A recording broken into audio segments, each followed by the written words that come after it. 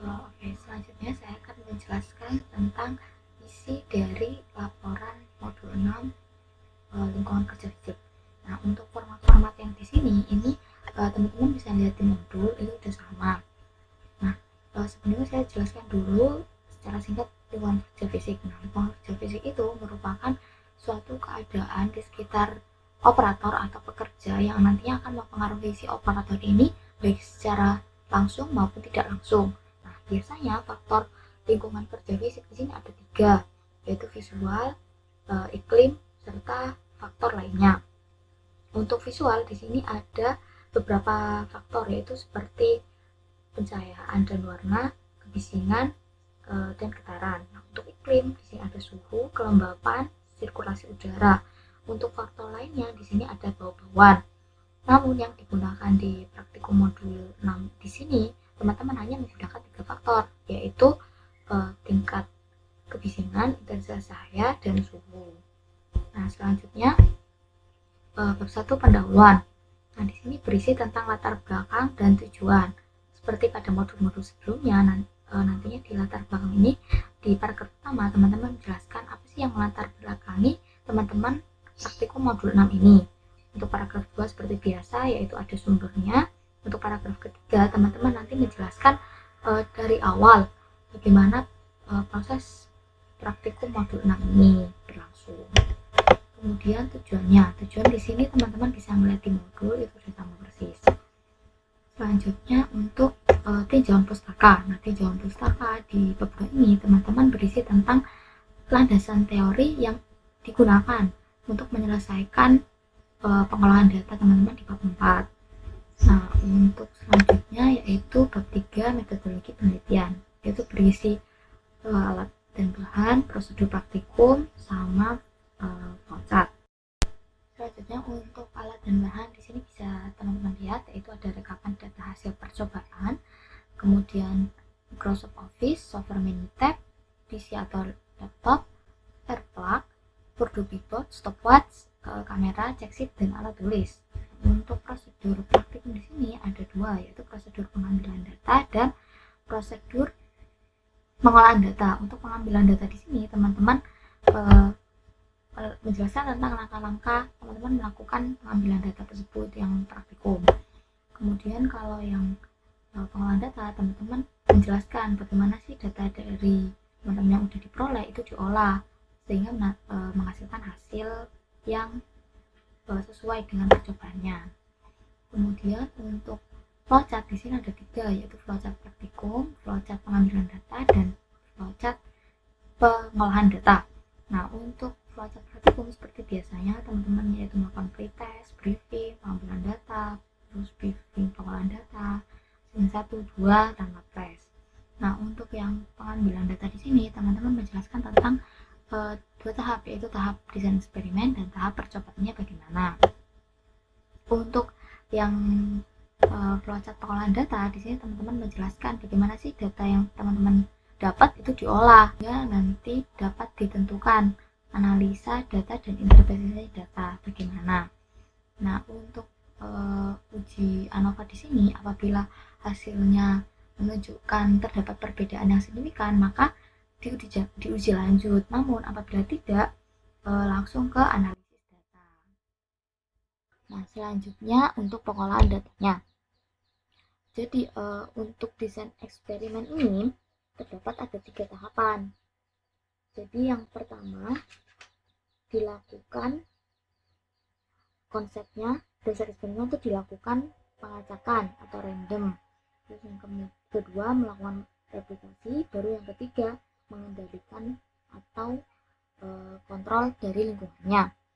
Nah, yang pertama yaitu teman-teman di sini bisa mencatat hasil awal dari layout percobaan. Jadi A, B, C, D, E, F, G, H. Jadi di sini maksudnya percobaan pada A atau treatment A itu dengan cahaya 138 lup, tingkat kebisingan 60 dan suhu 24 derajat Celcius. Seperti ini.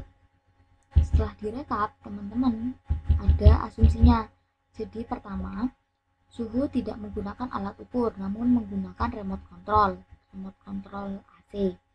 Yang kedua, intensitas cahaya 138 lux menggunakan 2 lampu putih, sedangkan intensitas cahaya 497 lux menggunakan 2 lampu putih dan 2 lampu kuning. Yang ketiga, tingkat kebisingan diukur menggunakan aplikasi soundmeter. Selanjutnya, 4.1.2 yaitu layout hasil random RAL faktorial. Jadi teman-teman kan sesuai dengan konsep dasar eksperimen yaitu di random. Nah, teman-teman di sini caranya random yaitu gini.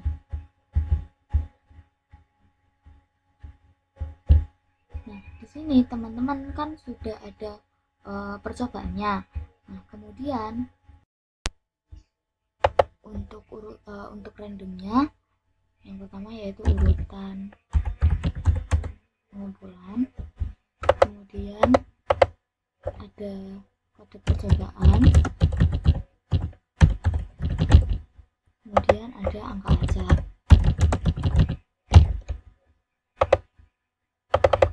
Sini 1 sampai 8.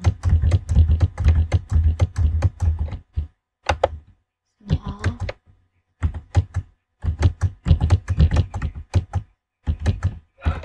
Nah, untuk randomnya jadi teman-teman menggunakan Excel, jadi sama dengan random kurung buka kurung tutup enter. Nah, di sini teman-teman tinggal tarik, setelah itu diurutkan. Jadi teman-teman diurutkan berdasarkan angka acaknya. Ini angka acak, ini sudah, terus oke. Nah, jadi di sini teman-teman melakukan percobaan dengan urutan seperti ini. Nah, urutan ini itu digunakan saat teman-teman melakukan praktikum. Jadi misalnya kelompok 1. Jadi kelompok 1 melakukan percobaan A dulu. A yaitu ini. Terus kemudian yang kedua yaitu percobaan C. Yang seperti ini, kayak gitu seterusnya sampai 8. Nah, setelah itu teman-teman di sini tidak usah mengacak urutan dari percobaannya. Di sini teman-teman sudah disediakan urutan dari perlakuannya. Seperti ini. Kemudian lanjut. Nah, setelah itu jangan lupa teman-teman di sini ditambahkan suhu, cahaya, tingkat kebisingannya yang sesuai dengan kode percobaannya. Selanjutnya yaitu replikasi. Nah, replikasi di sini itu ada rumusnya, yaitu ini R dikurangi 1 dikali P dikurangi 1 lebih dari atau sama dengan 15. Nah, P di sini yaitu percobaan, yang dicari yaitu replikasi. Jadi di sini kan teman-teman ada 8 kali percobaan. Jadi dimasukkan P-nya. Nah, 15 di sini sudah ketentuan dari rumus. Jadi teman-teman bisa cari sumber yang seperti ini. Kemudian dicari R-nya yaitu 3. Nah, dari hasil ini bahwa teman-teman melakukan replikasi sebanyak 3 kali, minimal 3 kali dari setiap perlakuan. Jadi A lakukan 3 kali mengerjakan replikasi. Jadi teman-teman di sini kan sudah praktikum. Nah, jangan lupa untuk pengambilan datanya yaitu 15 kelompok ke bawah. Jadi misal kelompok 14, jadi 14 kelompok ke bawah. Jadi total data yang digunakan yaitu ada 15 kelompok. Nah, ini diurut. Jadi A, B, C, D, terus 1, 2, 3 ini perulangannya. Nah, waktu dan errornya. Setelah itu diurutkan jadi perulangan 1 dulu, terus perulangan 2, perulangan 3, seperti itu. Sampai 15 kelompok terurut dan 8 kali percobaan. Seperti ini. Nah, selanjutnya 4.2. 4.2 di sini yaitu hasil eksperimennya. Jadi setelah teman-teman diurutkan tadi, ini jangan lupa dibuat direkap seperti ini. Jadi ini lama pengerjaan, kemudian yang tingkat errornya. Jadi ini A, B, C, D, E, F, G, H. Seperti itu. Jangan lupa dianalisa. Kemudian 4.3 pengolahan dan analisis data. 4.3.1 yaitu perhitungan matematis dan Minitab untuk respon lama pengerjaannya. Nah, di sini ada hipotesis. Jadi teman-teman jangan lupa dihipotesis untuk semua faktornya dan interaksinya. Jadi faktor A itu suhu, faktor B cahaya, faktor C tingkat kebisingan. Untuk interaksi A, B itu suhu dan cahaya. Interaksi AC suhu dan tingkat kebisingan. Setelah itu interaksi BC yaitu cahaya dan tingkat kebisingan. Untuk interaksi ABC yaitu ketiganya suhu, cahaya, dan tingkat kebisingan. Untuk hipotesisnya yaitu H0 tidak terdapat pengaruh yang signifikan antara faktor-faktornya. Untuk yang H1 terdapat pengaruh yang signifikan. Kemudian pengambilan keputusan. Jika F hitungnya kurang dari F tabel atau P value-nya lebih dari 0,05, maka dia terima H0. Jadi dia tidak terdapat pengaruh signifikan. Namun kebalikannya, jika F hitung lebih dari F tabel atau P value kurang dari 0,05, maka tolak H0. Jadi terdapat pengaruh yang signifikan antar faktor-faktornya. Kemudian yang ini. Jadi tadi kan sudah diurutkan teman-teman. Berdasarkan layout awal yaitu A, B, C, D, E, F, G, H urutan percobaannya. Untuk urutan yang dimasukkan ke 4.3.1.1 yang ini agak berbeda. Jadi teman-teman diurutkan dari yang 1 A, B, AB, C, terus AC, BC, ABC. Jadi urutannya seperti ini. Nah, kenapa ini harus seperti ini? Jadi kalau di DOE faktorial 2/3 itu urutan perlakuannya seperti ini teman-teman. Jadi ini tidak boleh diubah urutannya. Nah, kan urutannya seperti ini. 1 AB, interaksi AB, C, interaksi AC, interaksi BC, interaksi ABC. Nah, yang di sini jadi sesuaikan yang satu dulu. Berarti nanti yang ini dulu yang direkap ke sini, dimasukkan ke ini. Jadi lama pengerjaannya. Jadi 24 derajat Celcius, cahayanya 138, tingkat kebisingannya 60, dan ini lama pengerjaannya 3 kali ini. Nah, terus yang kedua, yang ini 237 sampai berulangan 3. Selanjutnya itu yang B ini kan yang ini berarti. Jadi 235, 222, 222, 235, 222, 222 seperti itu ya teman-teman. Jadi urutan dari yang 4.3.1.1, nah ini yang ini. Jadi ini nanti rekapan ini nanti dimasukkan ke Minitab. Nah, setelah dimasukkan ke Minitab, jadi nanti dari hasil Minitab itu ada outputan seperti ini. Nah, nanti teman-teman ini yang dimasukkan juga ke subbab 4.3.1. Terus kemudian dianalisa. Selanjutnya, setelah menghitung ANOVA menggunakan software Minitab, maka dilanjut ke perhitungan matematis. Nah, yang pertama itu kode faktor. Jadi kita merekap kode faktor untuk yang lama pengerjaan. Caranya seperti ini. Nah, untuk faktor A, dia itu kodenya min plus, min plus, min plus. Untuk yang B, min min, plus plus, min min, plus plus. Dan untuk yang C, min min, min min, plus plus, plus plus, kayak gitu. Nah, untuk yang interaksi AB, AC, BC, ABC ini merupakan perkalian.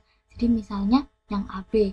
Nah, berarti perkalian antara kode faktor A dikali kode faktor B plus gitu kan. Ini juga sama, kode faktor A dikali dengan kode faktor C.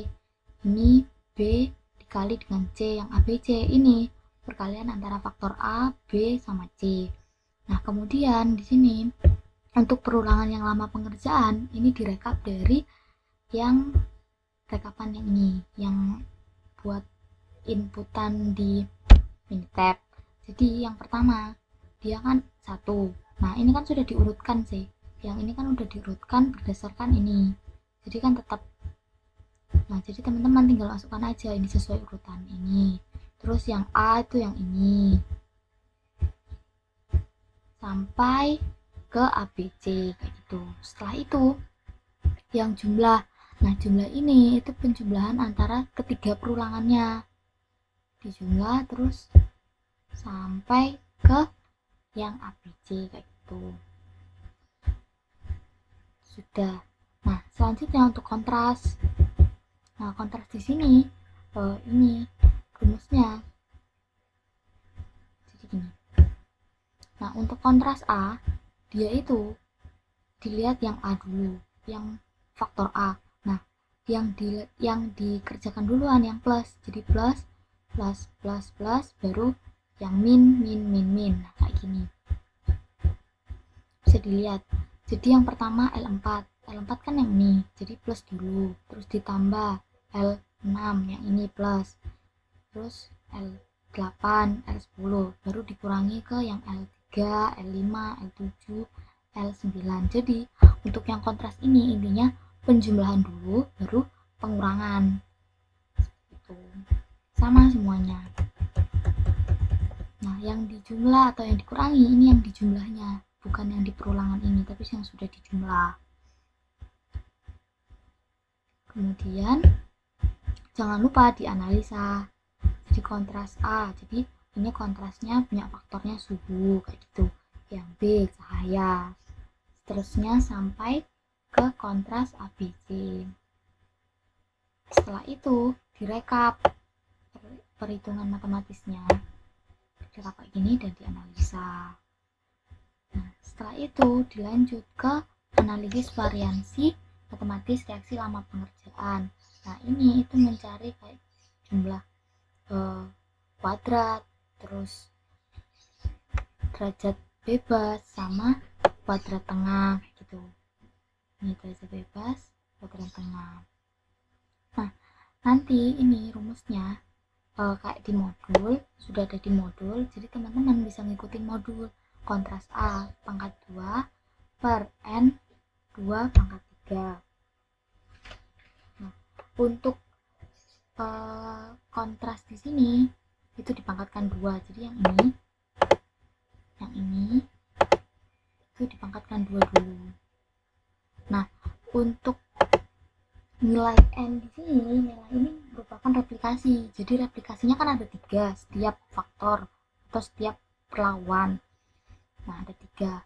2 K-nya di sini merupakan faktornya.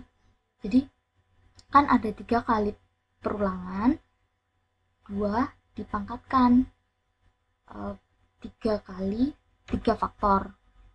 Begitu. Jadi rumusnya ini 3 di sini untuk yang jumlah replikasinya, sedangkan yang 3 di sini itu jumlah faktornya. Faktornya ada 3, intensitas cahaya, suhu, sama tingkat kebisingan. Setelah itu dikerjakan semua.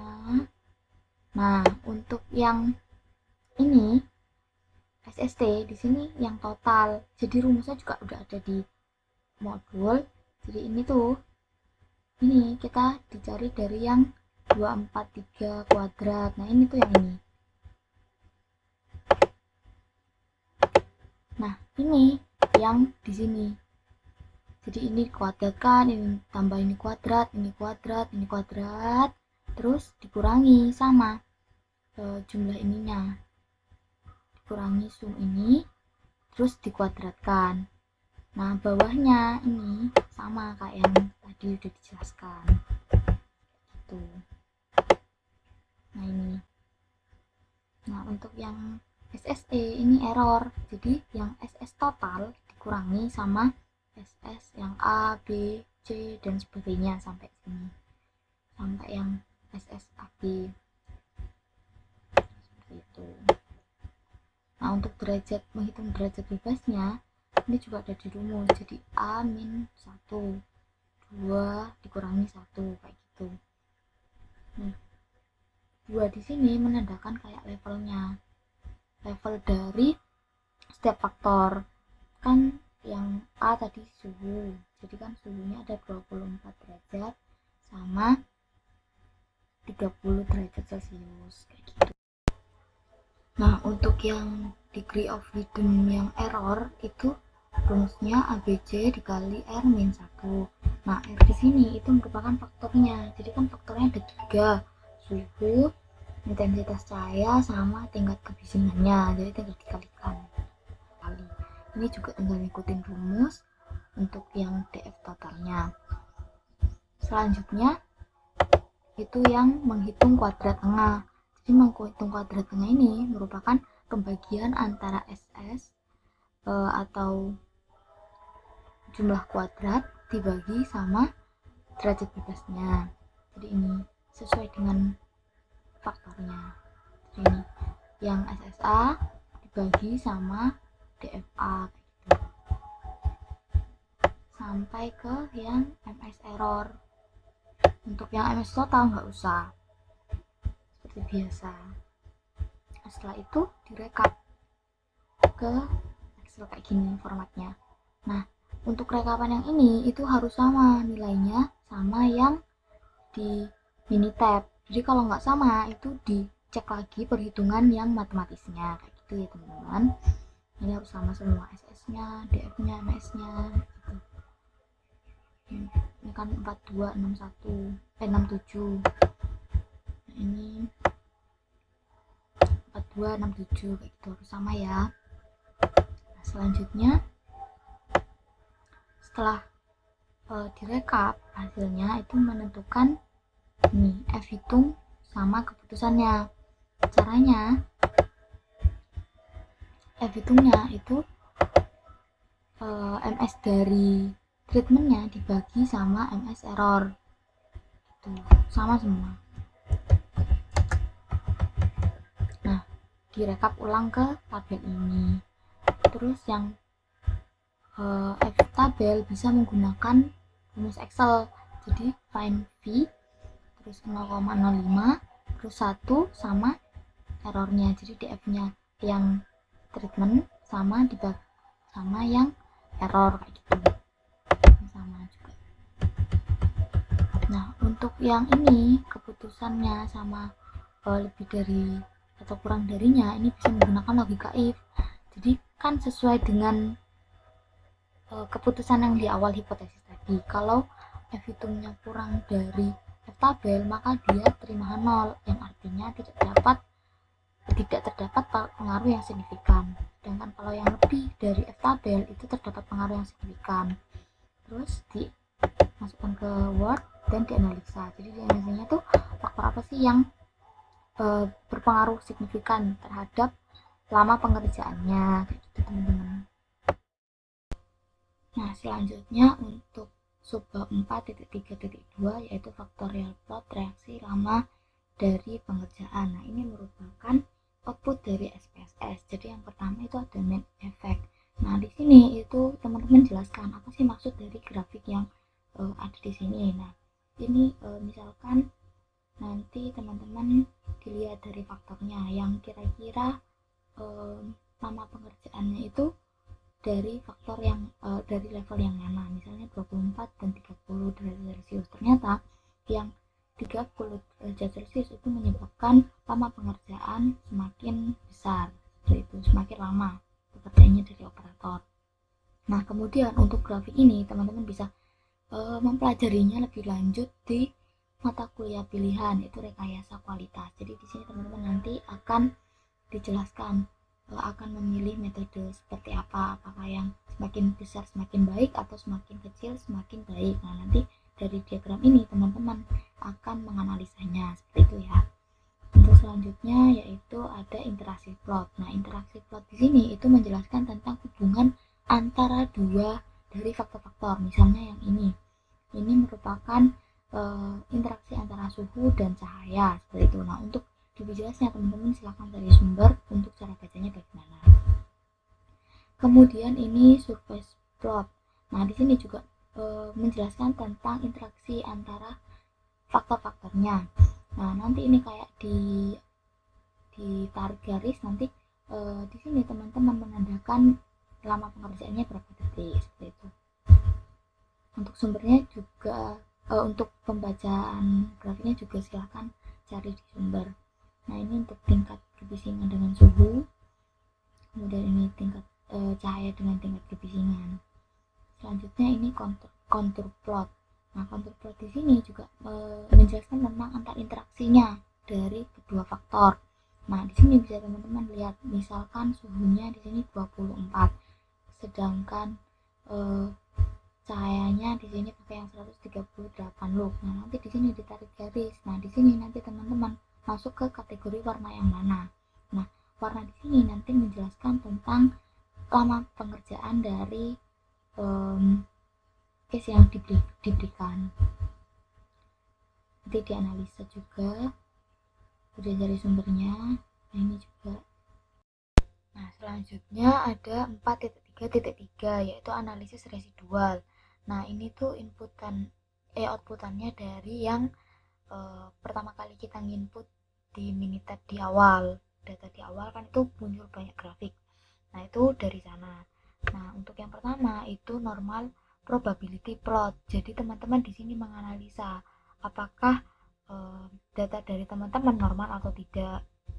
Kemudian lanjut ke versus fit. Nah, di sini teman-teman juga silakan cari sumber yang jelas. Kalau datanya bersebaran seperti ini tuh apa artinya kayak gitu. Kemudian yang ini versus order. Nah, di sini datanya kan tidak membentuk tren. Nah, itu artinya apa kayak gitu. Jadi silakan mencari sumber yang jelas kemudian ditaruh di analisanya. Nah, selanjutnya dari 4.3.4. Nah, di sini itu nanti muncul metode regresi. Nah, mode regresi di sini ditunjukkan dari hasil Minitab-nya. Teman-teman, nah ini seperti ini. Nah, nanti hasil di sini itu teman-teman jelaskan bagaimana artinya seperti yang sudah dijelaskan di DOE. Jadi untuk lama pengerjaan dia nilainya 610 jika tidak ada pengaruh dari faktor-faktor ini. Nah, kemudian jika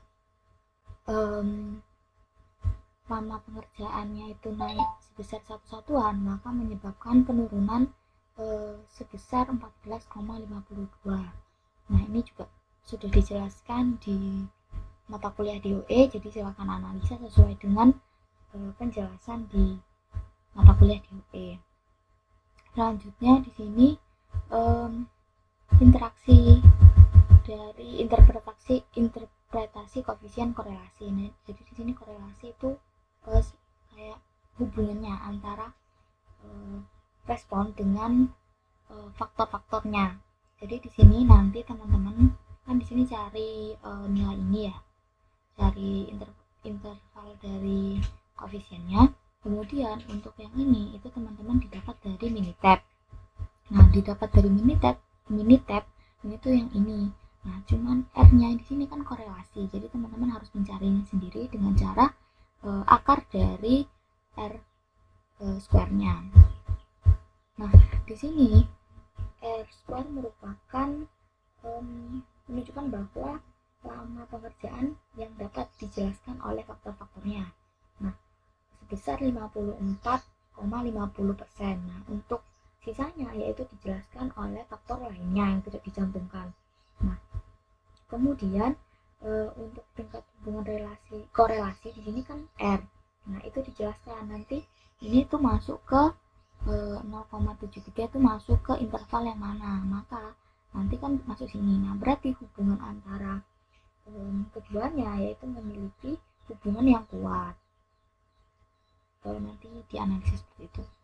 Nah, selanjutnya 4.3.5 yaitu uji lanjut. Nah, uji lanjut di sini itu kan tadi diuji lanjut apabila yang di hasil ANOVA tadi teman-teman terdapat perbedaan yang signifikan. Jadi dicari perbedaan yang signifikan itu di mana. Nah, setelah itu kan dicari satu-satu. Nah, ini artinya nanti jika ada yang di grouping yang sama, dia itu tidak ada perbedaan yang secara signifikan. Jadi nanti teman-teman juga silakan cari sumber yang mendukung. Nah, kemudian jika yang beda di sini uji lanjutnya berarti tingkat kebisingan di sini memiliki perbedaan yang signifikan, pengaruh yang signifikan dari dari lingkungan ke operatornya saat melakukan case-nya gitu. Nah, ini juga bisa dilihat dari yang tabel ANOVA tadi, kan bisa dijelaskan juga yang memiliki signifikan pengaruh yang signifikan itu kan dari tingkat kebisingannya seperti yang sudah dijelaskan tadi. Nah, selanjutnya di sini ada 4.3.6. Nah, ini perhitungan yang atas tingkat errornya. Nah, kalau tadi lama pengerjaan, teman-teman sekarang menghitung tingkat errornya. Nah, ini sama ke bawah seperti yang langkah-langkah yang sudah dijelaskan di lama pengerjaan. Nah, untuk format di sini sekali lagi teman-teman bisa ngikutin di modul itu udah sama. Cari semuanya sampai ke uji lanjut. Namun kalau semuanya di sini hasil ANOVA-nya ternyata nggak ada yang berpengaruh signifikan, berarti nggak usah diuji lanjut ya teman-teman. Terus selanjutnya di kesimpulan dan saran. Kesimpulan dan saran di sini berisi tentang menjelaskan tentang tujuan dari teman-teman seperti biasanya. Ada 3, yaitu ya dijelaskan kesimpulan dari teman-teman, kesimpulan dari hasil yang teman-teman udah dapatkan, udah dihitung. Kemudian sarannya juga bagaimana untuk PTT Prod. Kemudian ada lampiran. Nah, di sini lampiran berisi tentang grafik dari uji lanjutnya teman-teman yang udah dilakukan. Sekian dari briefing pengolahan data dari modul 6. Mohon maaf apabila ada kesalahan dari kami. Silahkan dikerjakan baik-baik, dan apabila ada pertanyaan silahkan ditanyakan. Terima kasih. Wassalamualaikum warahmatullahi wabarakatuh.